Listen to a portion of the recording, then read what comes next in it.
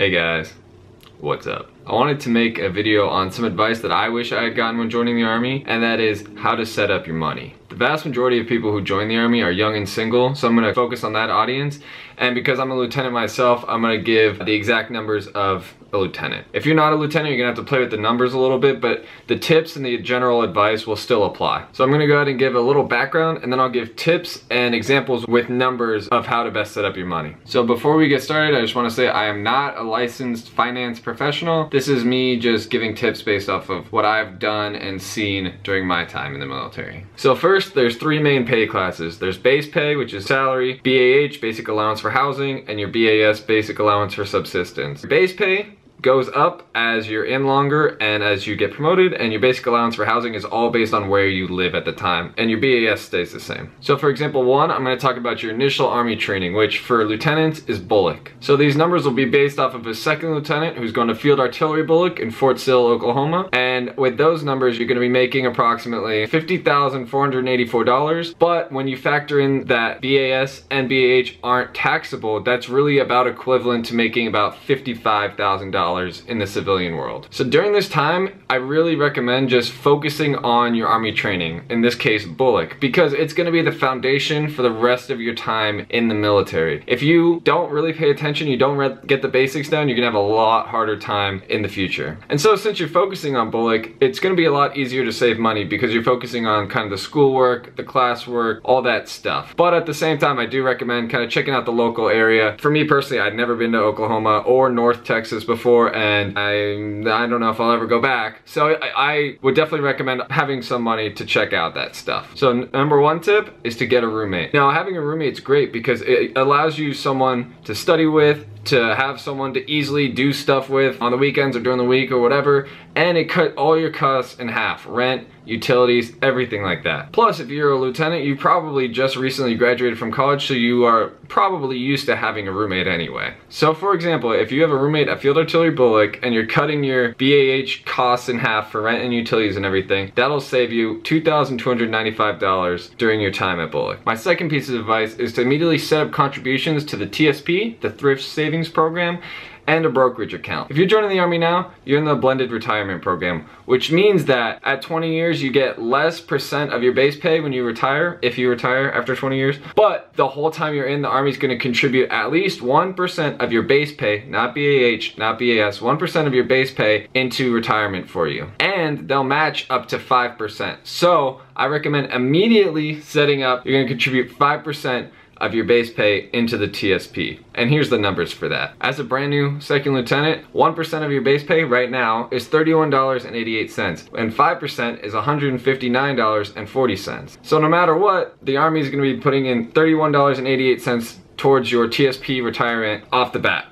But if you go up to 5%, they'll put in $159.40 per month into your TSP retirement. After just 1 year, that's a difference of $1,530. And that is when you're going to get paid the least during your whole time in the military. As your base pay goes up, the difference between the 1% and the 5% is only going to get bigger and bigger. So you might as well take advantage of this free money that the Army is going to put into your account by setting up the automatic contributions. Once you set up your TSP, Thrift Savings Program, there are 10 funds you can put your money in. 5 normal funds and 5 what they call life cycle funds. This can get a little complicated. If enough people want, I'll go ahead and make a separate video on this, but basically I'd recommend putting 50% of your contributions to the C fund, 25% to the S fund, and 25% to whatever life cycle fund is out there that will hit when you are about 60. Doing it this way will mean that you have a little bit higher risk, which is good because when you're young you can take a lot of risk, and the higher the risk, the higher the potential reward, and over time it is very highly likely you'll make more money with high risk. When you sign up for a TSP, make sure you sign up for a Roth TSP. That means that you'll pay tax on the front end and you won't have to pay tax when you pull the money out later, when it is more highly likely that you make more money and that taxes are higher. So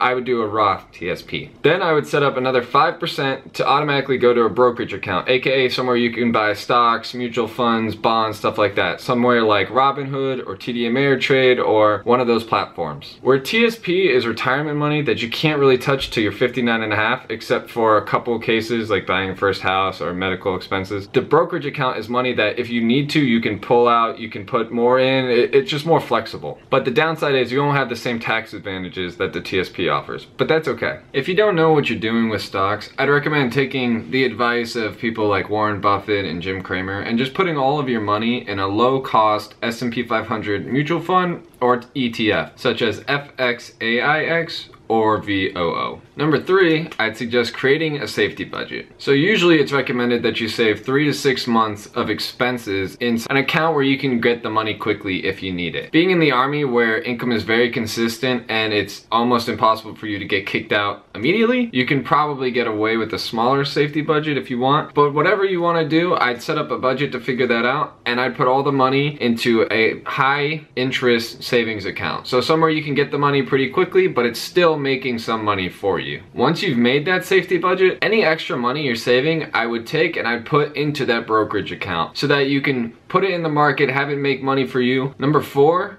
I'd suggest to avoid budget killers. Things like eating out, getting food delivered, buying a really nice car, which will make your car maintenance and car insurance and a bunch of other costs go up. Buying coffee every day. Little and big things like this can really chip away your money, and it happens without you even really noticing it most of the time. If you can get in good habits with this, you won't be needlessly spending your money, so you can save more, or you can just have more to do fun things, to travel, to do whatever it is you want to do. So my overall recommended budget for this time, I'll leave in the description below. But as you can probably tell, the budget is big because your budget is determining how much you're going to be able to save and invest every month, which will affect what you're doing in terms of setting up automatic contributions, putting money in the market, stuff like that. So I'll go ahead and put that down below and check it out. So next I'm going to go in you getting out of Bullock or your initial training. Now you're at your first duty station, and what I would do different. So at this point, now that you already have automatic contributions to the TSP, to your brokerage account, you've got those good habits, you're not needlessly wasting money, there's other things you can do with your money. One thing that I will admit I have not done, and I wish I did, was look into buying a duplex or like a small house. It gives you a good way to build equity in something versus just throwing money away every month paying rent. And it'll probably give you something you can rent out when you leave, which will just give you more cash flow and get you more financial independence. Buying a house is a huge decision, so I would personally recommend probably renting for about 6 months, getting to know the area, figuring out if you're going to be deploying anytime soon, all that kind of stuff before just jumping in and buying something. This will also give you time to make sure you're eligible for the VA home loan, which is 6 months of active duty time in most cases. The VA home loan is going to be very helpful in this. So if this is something you're seriously considering, make sure you look into the VA home loan and all its stipulations and everything, but it can be a huge help for service members. So if you do this and you buy some kind of small house or a duplex or whatever, I'd still recommend having a roommate to cut the cost. You got somebody to do stuff with, why not? If you can do all of these things, you're gonna really set yourself up for success